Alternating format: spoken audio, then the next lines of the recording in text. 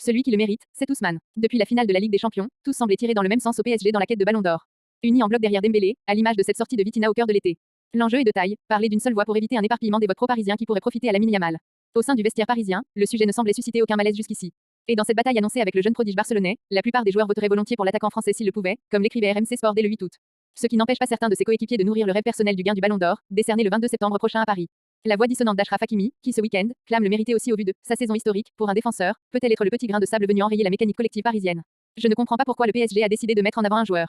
Sur son bus à Impérial, au lendemain de la démonstration face à l'Inter en finale de la Ligue des Champions, 5-0, Marquinhos s'emparait du micro. Ousmane Ballon d'Or, s'était époumoné le capitaine heureux. Mais moi, si j'avais été capitaine, j'aurais dit Dembélé Ballon d'Or, puis Hakimi Ballon d'Or, Vitinha Ballon d'Or, l'équipe Ballon d'Or, liste Kevin Diaz, dimanche dans l'after-foot sur RMC.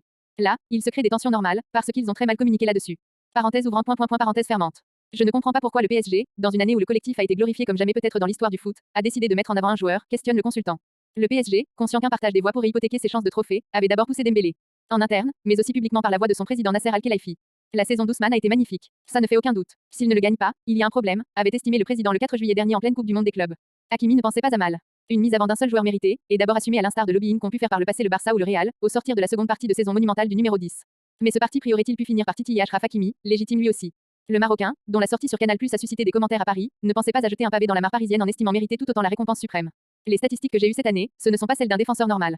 Je pense que quand un défenseur fait ça, il mérite plus qu'un attaquant, analysez factuellement le latéral marocain, dimanche. Qui reçoit la défense de Walid Acharchour sur RMC, Hakimi est candidat au Ballon d'Or. Il a une communication avec cette interview à Canal+.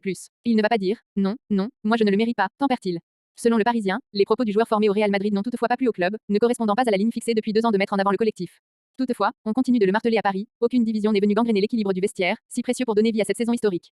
Nac, lui, mettait déjà un peu d'eau dans son vin jeudi au campus Poissy, précisant cette fois que tous les joueurs méritent le Ballon d'Or.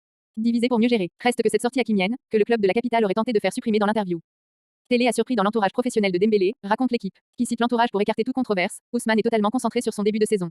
On ne veut entrer dans aucune polémique. Le plus important pour nous reste le collectif et Ousmane a apprécié les marques de soutien de ses partenaires. Pour le reste, chacun est libre de son discours. On n'a pas vocation à interpréter les prises de position des uns et des autres.